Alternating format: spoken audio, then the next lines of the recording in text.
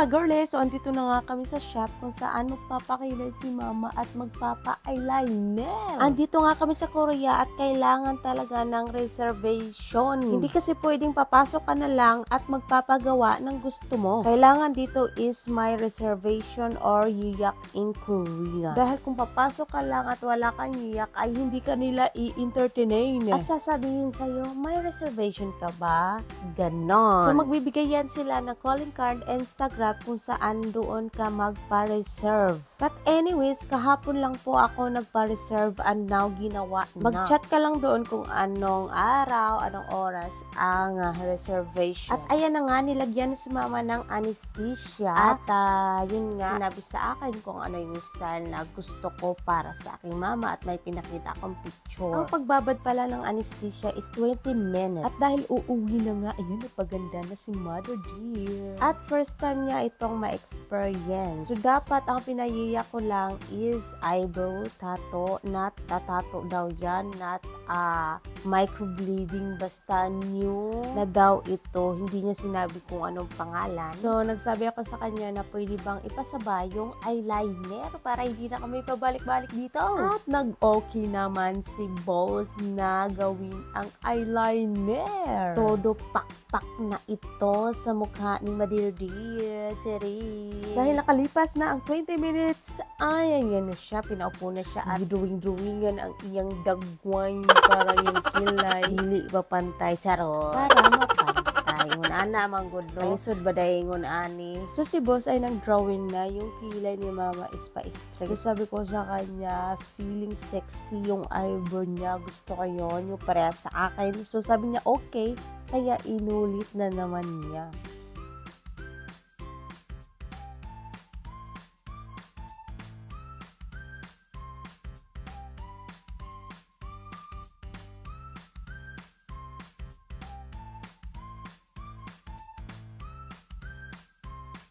At dahil nababan na ng 20 minutes at ayan, sisimulan na ang pagkikilay.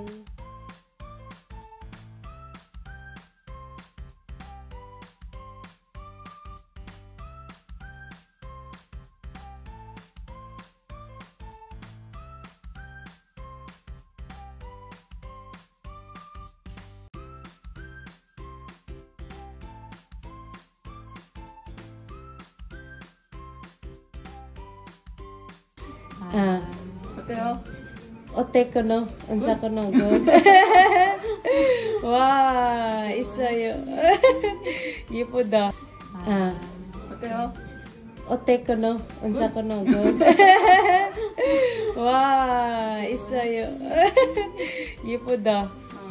라인 할 거예요. At 라인. pagtapos ng kilay, dito naman tayo sa eyeliner tattoo. Pinasabay ko na din kasi hindi makakapalik at isahan na lang pagpagawa ng kanyang mukha. Charot! Nilagyan siya ng anesthesia at babad ng 20 minutes at ayan, dinowingan kung ano yung style. Papapiliin ka ng eyeliner or makapal o manipis. So, ang pinili ko is makapal. Diyan lang naman sa ilalim. Tapos, ayan, dinowingan kasi yan ang susundin na pattern. So, sabi ni boss, wag daw papikit-pikit yung mata kasi nga hindi niya matansya. Sinabi ko yun kay mama. Pero mata niya yan eh. Hindi ko makontrol eh. Kasi first time niyang mag-eyeliner at hindi siya nasanay. So, masakit talaga. So, etong ginawa ni Mama now is may retouch. Iba't iba ang price. May 20, may 30,000 won. At ayan, tingnan na lang natin kung paano gawin. At ayan, tingnan natin ang kinalabasan.